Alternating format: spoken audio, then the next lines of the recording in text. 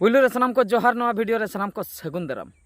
अड़ी हाहाड़ा बुझे कना, दुख हो बुझे कना, लाजाव हो बुझे कना, अड़िस हो बुझे कना। एनते रहो किछुगान बेनिफिट मेना का हाँ ओना बेनिफिट इदी कातेन गे किछुगान सचेतन सृष्टि सनन कना ओना इदी कातेन गे नवा वीडियो को बेराव हुयुक कना। तो उनकान मिटन घटना घटावा कना उड़ीसा पोनत रे डिटेल्स हाँ बइन बाड़ाया और बाड़ाय कातेन हो उना डिटेल्स तो हाँ बइन लई गया उनकान वीडियो डिटेल्स दो। आदो उनकाना घटना घटावा कना जहाँ दो नितो सोशल मीडिया रे अड़ीगान घुरलौ अचुर बाड़ाग कना। इन ठे हो घुरलौ ते सेटरा कना। आदो इᱧᱟᱜ मा नोवा मिटन बेमार मेना का बेमार दो नोवा कना बड़ी ओकारे हाँ इन नाम किया इᱧाᱜ मेद ते जुदी नेलना बड़ी ओना दो सोशल मीडिया रे नासना इन पोकाव ñok गया। पोकावना कारण दो ओनिñ लई के कथा बारिया बेनिफिट मेना का बारिया दो चेत मिटन हुयुक कना जहां गलती आय उनी जुदी जहां ती सोशल मीडिया रे नेलाय आजा वीडियो गे तो आगाम दिन रे ओना गलती बाय करावाय। तो माने मिमिटंग दो को सीधा गया अड़ीगान को सीधा मिमिटंग दो बांगा अड़ीगान को सीधा खूब कम होड़ के बाको सीधा आर मिमिटंग होड़ दो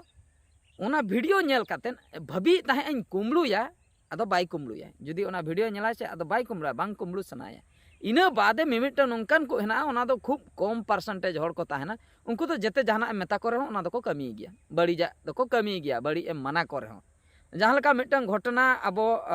वेस्ट बेंगल रे हुई लेना मिटन डाक्तर सला कुड़ी डाक्तर सला मिटन अड़ी मारांग घटना उनी को गज लेदिया। तो उनी दोषी जहाँ को साब लेदिया उनी हाँ नितो मिटन राय अंजमा कना जे उनी हाँ को फांसिया आर बांग आजीवन कारादंड जहाँ को ले जेल रेगेम ताहना ओंडे गेम गुजुआ फांसी मिया को ओने उनकान राय मिटन कोर्ट पास्टा को अंजमा कना। तो नितो कोर्ट पास्टा को अंजमेन तायम नितो उनी दोषी रागे अरे बोया राग काते दो चेन हुई आम गलती हुई का गलती जो मा रस्कम बुझे ताहे नित राग काते दो चेन हुई आदो उना उनिया राग नेलते जहां कोराव सनाय कोआ उनकान गलती उनको दो को सुधरा मा आर आलम भाबिया जे इनिन कमीया इनिन कोराया नवा गलती इन धा बाको सबिnya साब ᱧᱟᱢ हचोक ᱧᱟᱢ माने मिद दिन बांग मिद दिन सरी कथा दो बांग उकुन गया ओना दो पोटेलोक गया आर साब ᱧᱟᱢ हचोक गया। तो उनका गे नवा दो वायरल वीडियो इदी चेतान रे कथा हुयुक कना जहां लेका नेतार बन बाडाय गया अडिगान वीडियो निया मांग रे वायरल अकान गया और ओना दो बन मेता कना बहु कुड़ी दुलर ताराल बासल। इñाग टाइटल दो नोंका बहु कुड़ी दुलर ताराल बासल चेदा बहु कुड़ी दुलर इन लैया बाहरे होड़ दो नजर दो को एम गया बाहरे होड़ दो अडिगान नजर को एमा बहु कुड़ी जुदी मिटंगे ताहेनाय ओड़ा रे onte doko koyok gya horte chalak hor manaya bai koyoga koyok gya orak sen hoy koyoga bahu kuri hoy koyok aya menkan am je bahu kuri hui kate am hom koyok ya ona mane do banu am hon uni pachle re nyuru a ona ho chet ho mane abasyokota banu ka to nonde do onka do bang hoya kana menkan dular nongka gabana kana dular dular te gaban uri ena jokon mucet re ado sabnya macho am no nongka jaha लई कि फोटेलोक गया सरी दो मिद दिन हिलो फोटेलोक गया आदो को साब नाम के किना बहु कुड़ी ओना चलाते बाहरे कोड़ा जहां कोड़ा गे हुयन बाहरे कोड़ा आदो को ओधाव का किना ओधाव काते हा को तोल का किना तोल काते हा गाड़ियन को हो का किना कुड़ी एंगा तपात को नो नोंका आदो कुड़ी आज बाबा उनी बहु कुड़ी आपाततेन मिटन कथा हा लई आय उड़ी दुख बुझेना ओना कथाñ आंजम किया बारपे धाय आंजम किया माने अड़ी कहिस मने तो दुख मने ते माने हृदय भीतर खने लई आय ओना कथा दो लई आय बेटी नोआ खातिर ऑल पढ़ा चले मिया आमिन ऑल पढ़ा चके मिया जहां तीन रे जहाना एम कोय का ओना गिन एम का मिया एबा नोआ बनु तिया ओनेñ एम का मिया एबा नहावा बनु तिया ओनेñ एम का तो ओना को जतो पुरुन तायम हो मुचे रे आले हां ले जमाई का मिया ओना हो ठीक गया गिदर पितर हेना को तमा ओना हो ठीक गया ओड़ा दुआर मेना जमाई गमके चिन हो बाय चिकई मिया नोडे दाल बाय दाले मिया जमा न्या जतो तेगे सफिसिएंट एम का मिया आ दुलर जुदीम लैया दुलर बाय दुलर इन कना बिन दुलर तेगे गिद्रा दको हुया दुलर हो हुया कान गे आदो नितो जेखन उनी बाबा होड़ हा माने दुख मनते लई आय माने चेत इñाग मान सम्मान दो चेत एम दोहो के मोणे होड़ मांग रे नितो इन बोहत तुलाते इन ताड़ाम दाड़िया तो नुआ कोई लाजाव नुआ कोई आर माने आर दुनिया रे चेत लाजाव जिनिस चेत मेना नोय जु बाबा मिटेंगे लई आय आम नोंकाम कमी के इन बहुत तुल काते बइन ताड़ाम दाड़िया कना नुन चरकेम कमी के सावता रे उडी रस्कኝ बुझे बहुत बइन तुल दाड़िया कना आदो नोंकान कथा अंजम तिना लाजाव बुझे कना हपन हुयेन हपन रा हुयेन जहां गे जुदी आयो बाबा सम्मान बाबन दोहो ले बहु बन तिरुम हचो के तकवा अकवा अड़ी दुख कथा ओना दो आदो ओनागे मिट्टन कथाñ लिया मिट्टन कथा दो नोआ आदो जहां को जुदी फ्री सनाए बना अब सपोज मिट्टे बन जमाया कना बहु कुड़िया कथा गिन लिया उनी जमाय बाबन कुसियाय कना ठीक गया जहां लका रीति रिवाज मेना का अब सिस्टम मेना का उना सिस्टम ते बन ताड़ाम मा नुई ठे दो बइन ताहना इन दो सकाम ओड़े को मेना का ताबना डिवोर्स फेवर्स दुनिया हेना का सिस्टम सावता सेनते बन चला सावता सेनते बांग गानोक कान कोर्ट कचेरी सेनते आयन कानून सेनते बन सनोआ जहां सेनते के गानोआ डिवोर्स फेवर्स एम हताव किया बस इना परे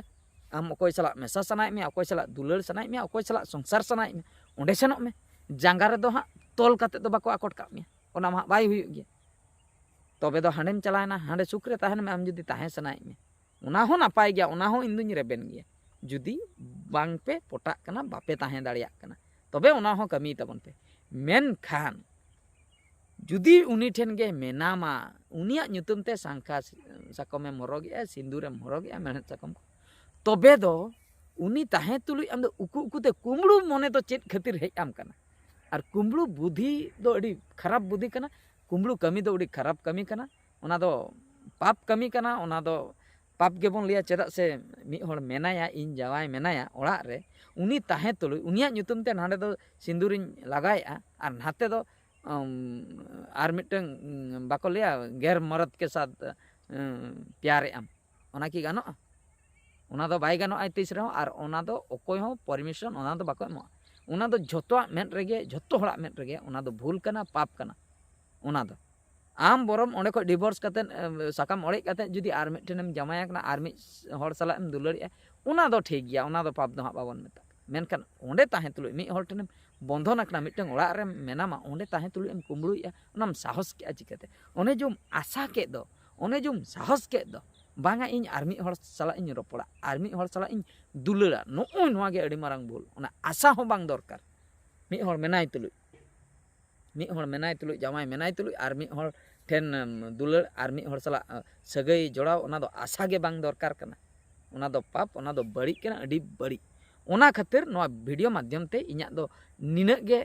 कथा दो ताहेना जहां को जुदी नंका बन कमीया आलोबन कमीमा और जहां को कमी सनाय बना मांग से औरी बन कमिया तबे पछले ताबन पे और बाखाय बांग लयुगोआ सरी दो बांग उकुना फोटेलोग गया आपे हो नंका गे पे तोल होचोआ दाल होचोआ पे समाज रे पूरा बदनाम हुआ और मिद धाव बदनामेन तायम से ओना ओड़ा रे सुखरेम ताहे दाड़िया से अकोय इदी मिया ओंडे सुखरेम ताहे दाड़िया चेदा से आमा गोटाम बदनाम होया कना से आयो बाबा ओड़ा रे सुखरेम ताहे दाड़िया ओंडे आयो बाबा तिकिना बहो हो तिरु माने उनकिन लाजावते उनकिना सम्मान चलावा कना उनकिन बहो तुल कते बकिन तराम दाड़िया ओंडे हो सुखरे बाम ताहे दा ओकारे सुखरेम ताहेना आदो सुख जायगा गे आदो बनुआ आमा हुडिन हुडिन भूल कतिर पूरा सावतारेम बदनाम मेना आदो ओकारे हो सुखरे गे बाम साहेत दाड़िया मुचे रे आदो हाना नवा आदो स्टेप एम हतावा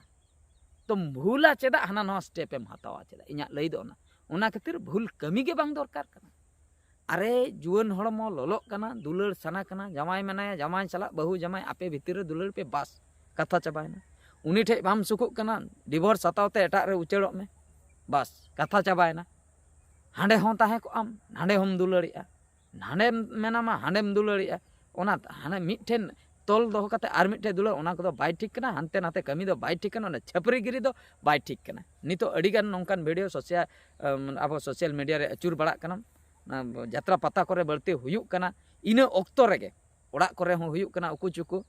आदो मेमिटंग हर को साम ᱧᱟᱢᱚᱜ कना ओना खातिर सावधान रे ताहेन ताबन पे माने नुआ को कमी खोय साहा रे ताहेन ताबन पे सावधान मेन दो जहां को कमी सनाय पे आलो पे कमिया साहा पे नुआ को दो अड़ी बड़ी कना ठीक है तबे सनाम को नुआ वीडियो दो नोते रेगिन मुचाद आ आर मिटे वीडियो रे बन ñopela मान खान मुचाद रे सनाम को गॉड जोहार।